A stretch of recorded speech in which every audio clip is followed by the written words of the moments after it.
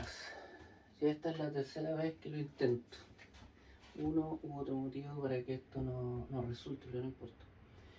Voy a explicar la forma básica fundamental que creo en este momento se presenta la materia en el universo y cómo esto está relacionado con la conciencia y la fuente en sí. Para que exista la materia, primero que nada, existe en el universo algo que se llama Ibosu. Ya lo expliqué en otros videos. Este Ibosu, en una forma basal o primordial, se sostiene o es lo llamado éter, que en sí es deslocalizado, es complejo, y por lo tanto todas estas pelotitas de píxeles del universo en realidad son la misma, ¿ya? Pero podemos verlo como una pantalla llena de píxeles, porque es fácil explicarlo para que las personas lo entiendan. Cuando la fuente genera un espíritu o desea, ¿cómo se llama?, sostener algo material, lo que hace es perturbar el estado basal de este Ibosu y hacer que se convierta en materia. ¿De qué forma? Hablé de un mecanismo anterior en donde se perturbaba el vector de Poynting haciendo que rebotara la onda y se formara un toroide. Por lo tanto, sería un toroide mínimo medible, una distancia mínima medible, que sería el píxel mínimo en el cual se puede generar lo que nosotros conocemos como materia, que simplemente sería la respiración de un toroide que provoca que otros toroides no se puedan superponer a él y que tengan una frecuencia levemente diferente para poder distinguir uno de otro. Entonces, cada vez que un espíritu, la fuente genera un espíritu, el espíritu genera una realidad. Hay que recordar el experimento de doble rendija, donde la materia se hace perceptible o se crea cuando hay un punto de percepción, es decir, cuando hay un observador. Y el observador en este caso es un punto de percepción de la fuente. Entonces, la fuente perturba estos píxeles y los convierte en toroides o pequeñísimos toroides. Y por ejemplo, si quisiera dibujar una persona, a modo simple, en este montón de píxeles en 3 dimensiones de nanotoroides, lo que haría sería excitar los toroides que forman la figura. Esto es muy simple, pero es simplemente para explicación, ya que los campos electromagnéticos se deberían superponer y cambian de forma y se suavizan, y así se fabricaría la materia en el universo. Esta función que perturba los toroides es una propiedad de la conciencia.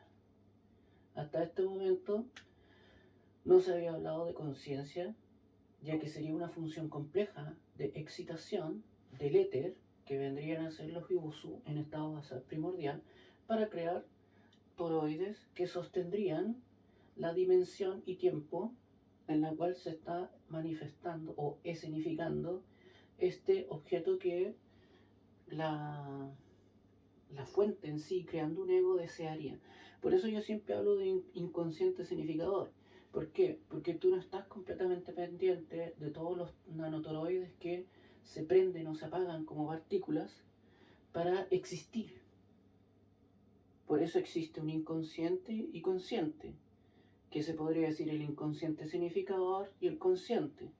Y ambos constituyen un ego en sí. Entonces tú eres tanto el que está dibujando como el que percibe el dibujo como la realidad, el que percibe la ilusión de la encarnación. Y por eso existe ego abierto y ego cerrado. El ego cerrado vendría a ser el que es un encarnado que percibe alguna realidad, y el ego abierto sería el que simplemente piensa y vive en el no co-creativo. Porque lo que piensa es, lo que piensa existe y se hace compatible con lo que desea. En sí, esto es gracias a, ¿cómo se llama?, a un flujo de conciencia, y esta yo le llamaría la función de Mari, que sería una función compleja que va excitando todos estos Ibosu de uno a otro, y eso podría llamarse un flujo de conciencia.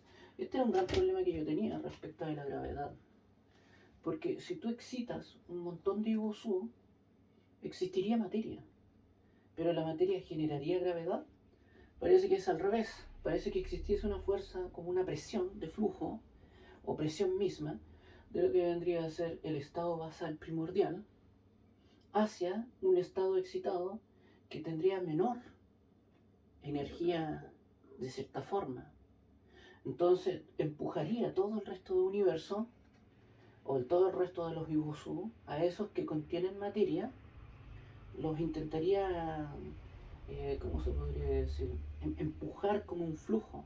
¿Por qué? Porque esto sería lo que estaría provocando una pérdida del estado primordial.